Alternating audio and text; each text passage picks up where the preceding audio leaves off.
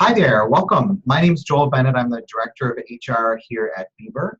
I'm Abby Mintz. I'm the Assistant Director of Camper and Staff Life, also here at Beaver. Thank you for tuning in today to see our first ever webinar and conversation about supporting your summer staff member. We're really excited to speak to you today, and we're going to start a screen share here as we get started. So just one moment as we get that going.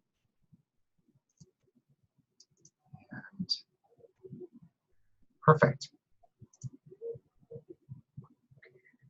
All right. So why are we having this conversation, and why are we doing this webinar?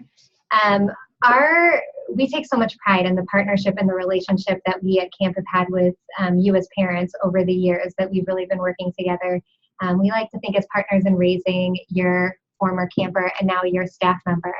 Now that your staff member is entering the world of staff and no longer a camper, their relationship with camp is changing to an employer-employee relationship.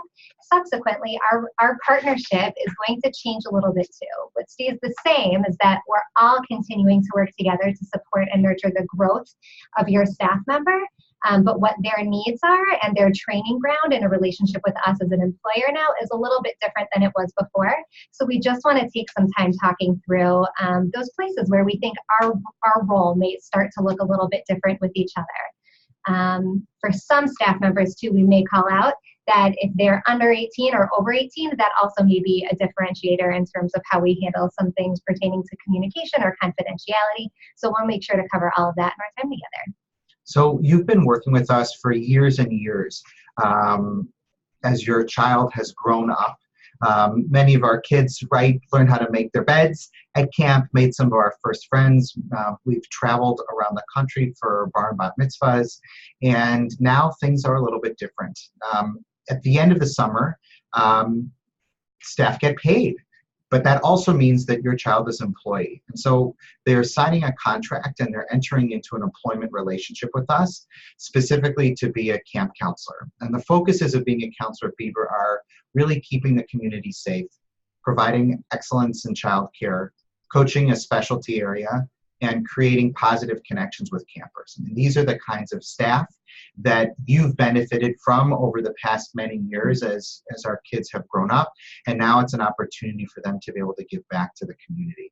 We do have a couple of staff who are counselors, who are specialists, who are graduating seniors from high school who may not yet be 18. They have the same job title, counselor or specialist. So what are the benefits of working at camp? Why would somebody want to work with us? Well, I think for so many, what's first and foremost is that our staff members, many of them have been campers before, and they've really spent so many years reaping the benefits of what the Beaver community has to offer, and they're now in a position where they are really eager and ready to give back to this community that's helped raise them and nurture their growth in a place where they've just had so much fun over the years. And so it's really cool and really fun for them now to be able to contribute and give back in this capacity. Being able to make the difference in a life of a kid, I think all of us as parents and as camp directors know there's almost nothing more meaningful or more impactful than that, and now they have the opportunity to experience firsthand what being a role model and making an impact is all about.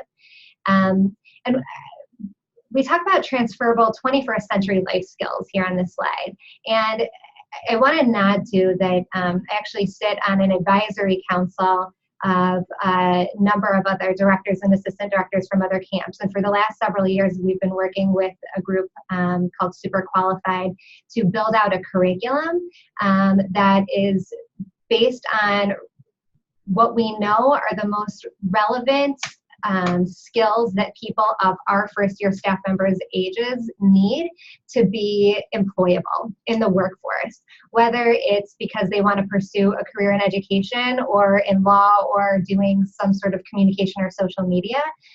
There is all kinds of research that's out there about what those most transferable relevant skills are, and we've developed a curriculum that now we can use for our CITs and for our first year staff through a camp lens to help them build those skills that they need to be employees in other places. And so the specific 4 areas that we're looking at for this summer are building resiliency, communicating with confidence, emotional intelligence, and understanding feedback. the last nod here is just about real work experience. Camp for so many has been a really safe space to wear different hats and try out building different skills. And we want to continue to be that space for our staff members as they learn what it means to be a professional and to be an employee. So what's different? Actually, I want to start this piece by nodding again to the piece about what's the same. What's really the same is that our partnership continues to remain in that we're really focused around nurturing the growth and development of our staff member, right? What's going to start to feel and look a little bit different between camp and parents really comes down, I think, to two very specific things. One, we mentioned before that now your staff member has engaged in a new relationship with camp, so they're no longer a camper, but now a staff member. They've signed a contract to work as a professional. And the second thing is that for most of our first year staff members who've been campers before, they're actually coming to camp now for the first time as an 18-year-old. And that's different than last year when they were a 17-year-old because they're not a minor anymore.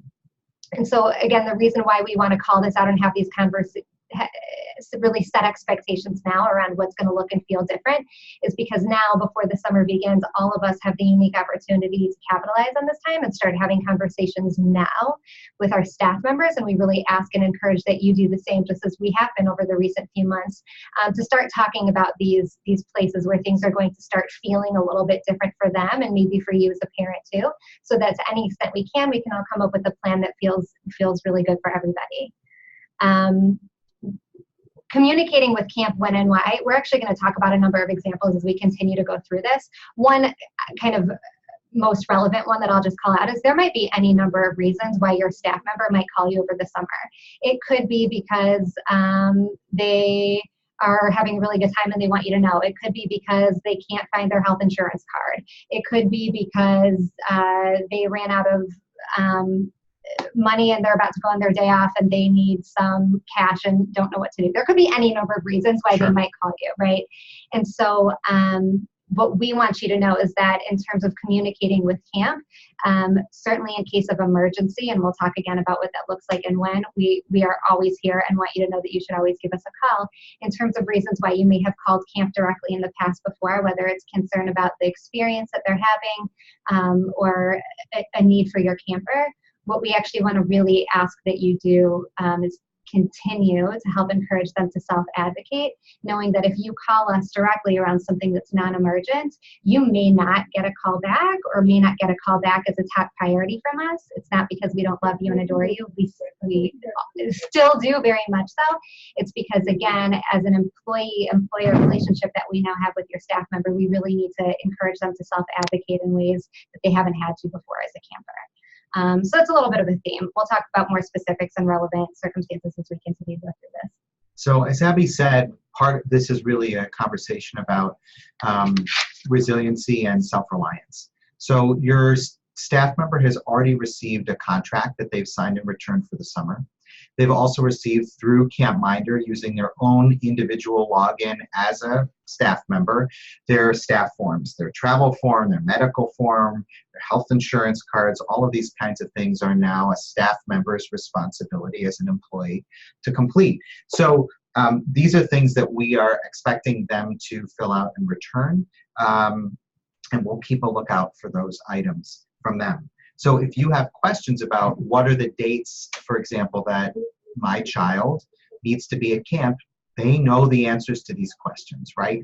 Or if we're booking travel for college orientation, what are the days that they're able to leave, those kinds of things. We would expect to get those questions, and we do all the time, from our employees to say, hey, these are the days that I need off, or hey, can we partner together and can you let me know some of the better times for me to be able to leave? These are questions that we have on a regular basis with staff all the time. Another conversation we're having with our staff on a regular basis all the time is really tied to their health needs. And what you know as a parent of a former camper is that we've always had a camper care team, right? What we want you to know, and what your staff are going to know, is that we have a community care team, and that community care team oversees staff life as well. So this is a team that has a staff development director. This is a team that has access to social workers, that has access to medical professionals. As a part of their staff week training, they're going to be trained on health orientation, where we're talking about physical and mental health and what all of us need to do together to support mental health. And so in a circumstance, in a world where you were to get a call from your staff member who says, I have a fever, or I'm really not feeling well, I'm feeling run down, right? The thing that we might want to do as parents is call camp and say, hey, I'm concerned about my kid. What's going on? I just heard from them they have a fever. And again, what we want to ask you to do in those moments is encourage your staff member to self-advocate, because we have all the supports there for them, whether it's that they have a fever and need to see a doctor, have their temperature taken, get some over-the-counter medication or a prescription, or they're feeling a higher degree of stress or anxiety, more than what would be considered normal for being away. We have a team of mental health professionals who are at camp and here and ready to support them. So our ask is continue to help them self-advocate, because we have the resources and supports for them. So what that self-advocacy looks like, right, when you get that phone call of, hey, mom, hey, dad, I'm not feeling well, is, have you gone to the health center? Or you get that call from home that says, or from your staff member that says, I'm really having a hard time with my with my roommate, with my boss, or with my schedule. Self-advocacy looks like, well, have you spoken with your supervisor about it? Have you spoken with, one of the camp directors about it? Have you brought this up? Hey, let's role play, or let's talk through what that conversation might look like. Okay, you went to the health center, they saw you, and it's been a couple days and you still don't feel well. Again, there's that self-advocacy. Have you gone back? Have you elevated this to your supervisor? Our commitment and our concern is to make sure that everybody is safe, and from an employee perspective, make sure that everybody is in the best shape possible to be able to do their jobs. And these are the kinds of conversations we have with employees, with our staff, all the time. And to the extent that you can help support those conversations is extremely, extremely helpful. I just want to add too that it both helps your staff member build the skills that they need to have. It also helps them become better counselors, because part of the ways in which your staff members have benefited as campers so much is because they had counselors who encouraged them to ask up and use their voice and speak up when they needed something or wanted something. And so by us reinforcing for our staff members that we need you to practice that as well, that's the best way for us to help get you what you need. Really, everybody wins. It helps them become a better counselor when they're role modeling what they want their campers to be doing with them as well. The other piece just worth nodding to and calling out from a medical information standpoint, again, goes back to that 18 or older piece. We support HIPAA, right? HIPAA is a thing, and it protects the confidentiality of medical information that pertains to your camper. And so as long as they are not minors anymore and they are working in a place of employment, we respect their confidentiality. And if we were to receive a call requesting information that we wouldn't share it with you if it were to violate HIPAA. So again, that would be a place to go back to your camper and say, oh, you saw the doctor. Tell me about what the doctor said. Is there something that you need from home, right? That would be the place to direct those questions. Right, and it's hard for us even to kind of keep that in mind, because as you've been saying camper. So these really are staff members 18 and up, right? So it's good practice for them and for us as they go on campus next year and are not feeling well at university, to be able to say, hey, you know what, you can't call their doctor. This is something that they have to self-advocate for. Absolutely. We're going to talk a little bit more about break times on the next slide. But I want to just talk a little bit about reasons we have to leave the community. And this goes back to the fact that staff members have signed a contract. They've also signed a code of conduct in terms of what's appropriate and not appropriate. And as a long-term member of the Beaver community, that we are a learning and a teaching community. We believe that people have an opportunity to grow and to make mistakes and learn from those mistakes. And also, there are some things that staff members sometimes choose to do that sometimes the learning is that they have to leave. And those things specifically are around physical, mental, or emotional abuse, and also substance abuse, particularly drugs and alcohol. These are difficult conversations for us to have with veterans, with people that we've watched grow up with us for many, many years. And oftentimes it feels like a member of the family is leaving. I will say also, at the same time, these are very easy conversations for us to have because they really are about the safety and the care of our campers and their community. So we want to call these things out to you in the context of having these conversations ahead of time with your staff member to know that they are here to not only follow the rules, but also to enforce them as a member of really being a leader in the Beaver community as they've been for many years. So there are also differences here. And so the relationship, the what's different in terms of if your child has to leave the Beaver community as a staff member, they are going to be the ones making that phone call to you, not us, because this is something that we are viewing from an employment perspective. So what is time off? We do get breaks, right? And as in a camper lens, we're thinking about GA and rest hour. In a staff lens, staff have time off every day. If they're on duty at night, that means they get meals off during the day, and that's time that they can sometimes go take out a paddleboard on the lake, or read a book, or hang out with their friends, or go get food, whatever. So about half of the days each week are nights off. And so we talk about nights starting at 10:30 at night and ending at 12:45 at night when they have to sign back in and be back in their bunks at 1. Staff are typically leaving camp in cars if they have them or not, and we'll talk about that in a moment. They may leave camp by walking, or they might be on a bus. There is a local bar that's walking distance from Beaver that's available for staff who are 21 years and older. From a days off standpoint, staff have 5 days off over the course of the summer. They'll have 2 during first session, 2 during second session, and then 1 during intersession, right in the middle.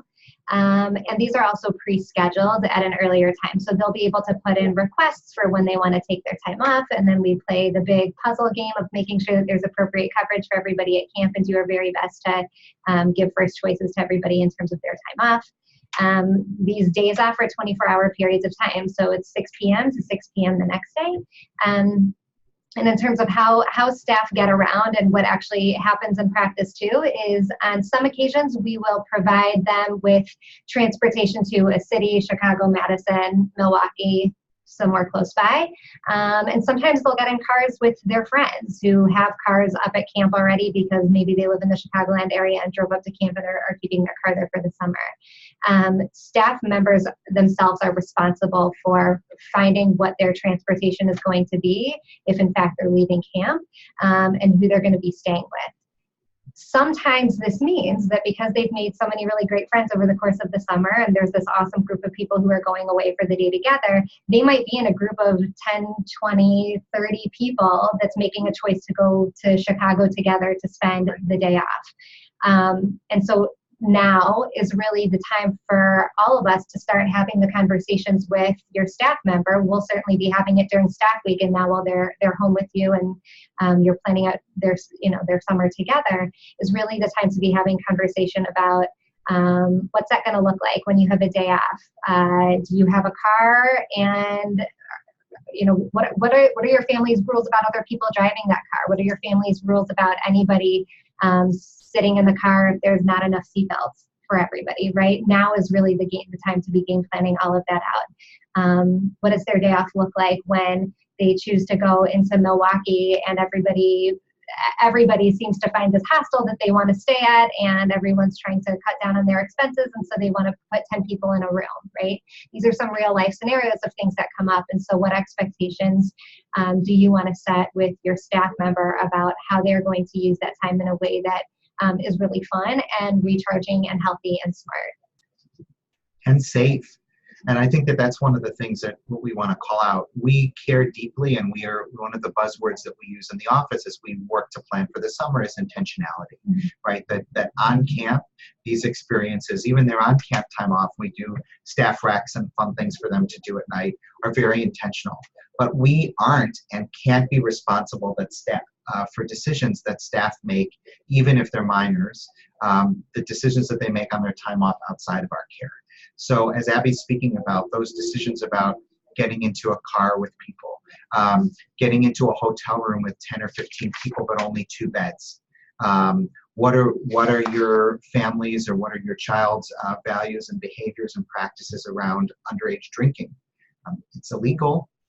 It's not appropriate to return to work in an intoxicated way in any shape or fashion. So these are the kinds of conversations, again, that we want to encourage you to have before the summer.